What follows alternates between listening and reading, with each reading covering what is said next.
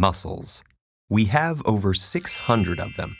They make up between 1/3 and 1/2 of our body weight. And along with connective tissue, they bind us together, hold us up, and help us move. And whether or not bodybuilding is your hobby, muscles need your constant attention because the way you treat them on a daily basis determines whether they will wither or grow.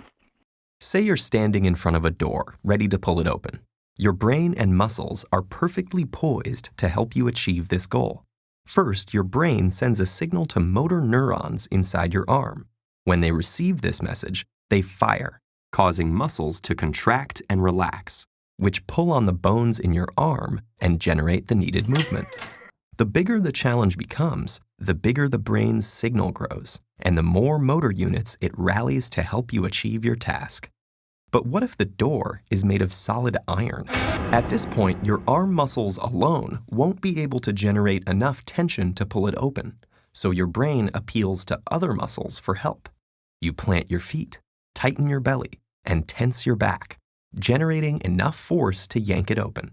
Your nervous system has just leveraged the resources you already have, other muscles, to meet the demand. While all this is happening, your muscle fibers undergo another kind of cellular change. As you expose them to stress, they experience microscopic damage, which in this context is a good thing. In response, the injured cells release inflammatory molecules called cytokines that activate the immune system to repair the injury. This is when the muscle-building magic happens. The greater the damage to the muscle tissue, the more your body will need to repair itself. The resulting cycle of damage and repair eventually makes muscles bigger and stronger as they adapt to progressively greater demands.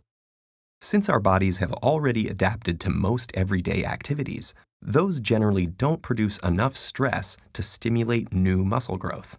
So to build new muscle, a process called hypertrophy, our cells need to be exposed to higher workloads than they are used to. In fact, if you don't continuously expose your muscles to some resistance, they will shrink, a process known as muscular atrophy. In contrast, exposing the muscle to a high degree of tension, especially while the muscle is lengthening, also called an eccentric contraction, generates effective conditions for new growth. However, muscles rely on more than just activity to grow. Without proper nutrition, hormones, and rest, your body would never be able to repair damaged muscle fibers.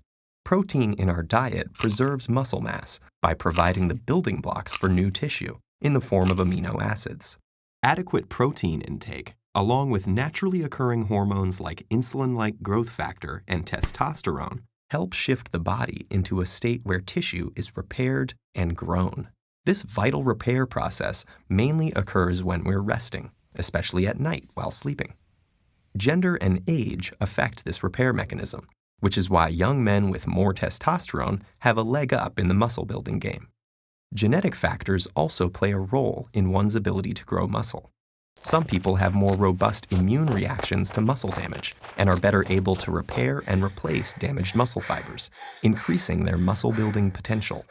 The body responds to the demands you place on it.